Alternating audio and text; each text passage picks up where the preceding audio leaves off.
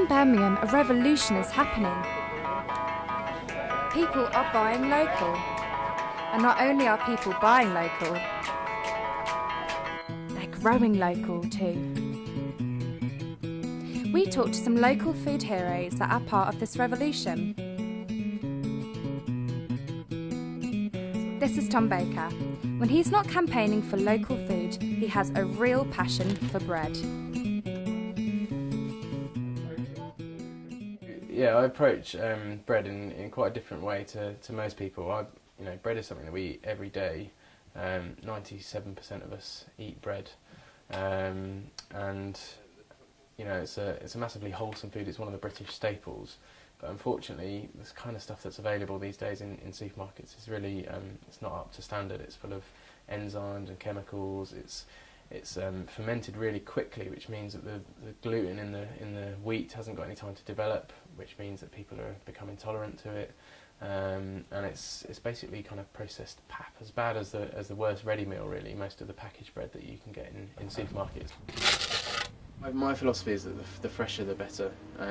So if you can find a source of local fruit and vegetables, it's much more likely to have a short supply chain, which it means it's less distance from the farm to your plate, and hopefully less time. And that's the key thing. If you want more nutrients in your vegetables and your fruit, then eat it as soon as you can after it's come out of the ground. My second favourite place in the world after my kitchen is my greengrocer, which is just a 5-minute walk from here down in Sturchley. If I walk 10 minutes in the other direction, I've got a great organic butcher, Steve Rossiter. He's been in a butcher shop in Bourneville for about 27 years, and the shop's been organic for 10 years, registered with the Soil Association.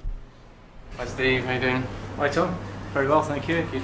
Great, so we're here in Bourneville, Maryvale Road. This is Rossiter's Butchers, and this is Steve Rossiter, the master butcher. He's been here for about 27 years. Steve the butcher gets his meat from Galileo's farm just 20 miles from Bourneville. Steve is preparing a breast of lamb for Tom to slow braise. It's no longer a popular choice because the knowledge of how to cook this traditional cut has been forgotten over the years.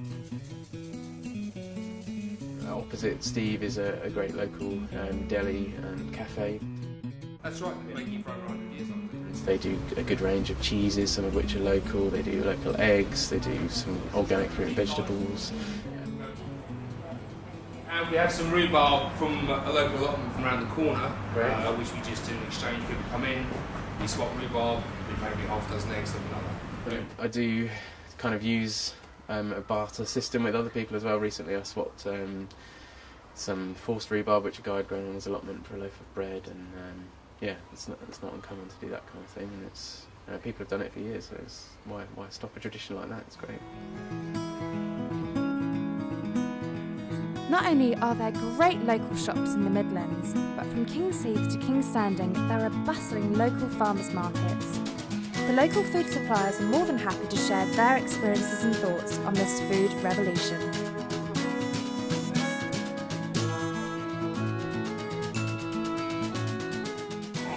Right, my name's Tom Norbury, and my company is called Norbury's Norris Farm and Cider Company.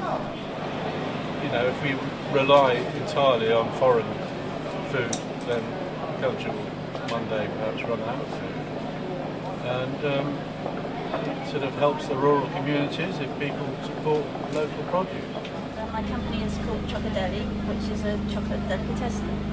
The products that I buy, the ingredients that don't have to travel far, so they're fresh. And I think people like the fact that we use local products. That's the way the world is going at the moment. It's been increasing all the while, slowly.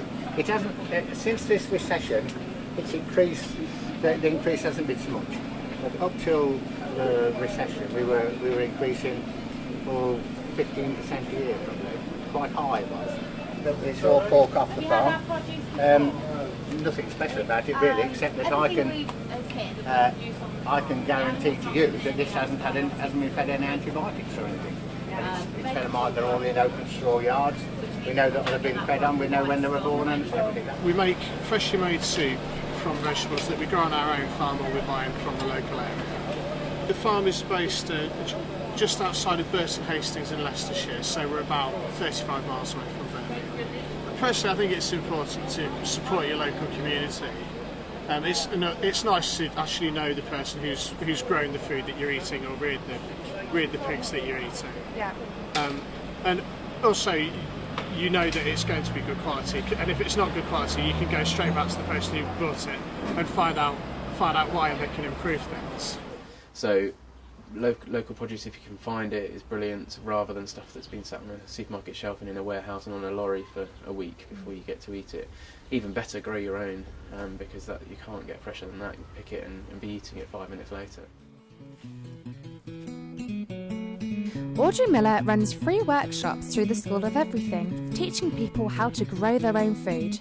From inside eggshells to vegetable patches, Audrey believes you can grow food anywhere and everywhere.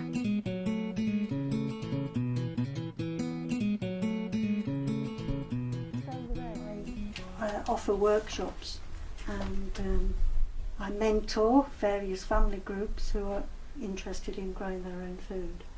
Because to me, you don't need a lot of money or resources. One of the first simplest workshops with children which I do is to produce men with green hair, and this is cress seeds or mustard seeds, alfalfa seeds, and they have the fun of decorating an eggshell to make something that they can then cut and put in their sandwich, which they enjoy. Another thing that you don't need a garden for is to produce bean sprouts. If you put them into a jar and wash them a couple of times each day, you end up with bean sprouts that you can put into stir fries or soups and salads. Well, this is my first workshop, as it were, trying to get people who even haven't got a garden, that they can still make a contribution, they can still begin to grow their own food. You come out onto the patio or the backyard, there are still things that you can grow in pots and containers. That's the second stage that you begin to grow your own food. And then eventually I'll take you around the garden and show you how I've sneaked in various food plants amongst the flowers and shrubs.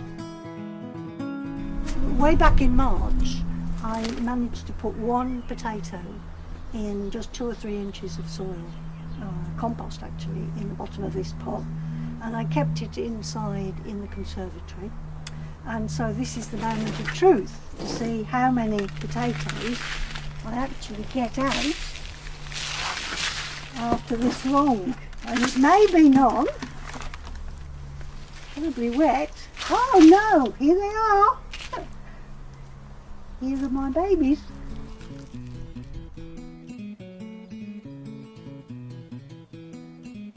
And in the dustbins, we've got a couple of courgettes and some climbing French beans. And this is another bit of proof that you don't actually need a garden.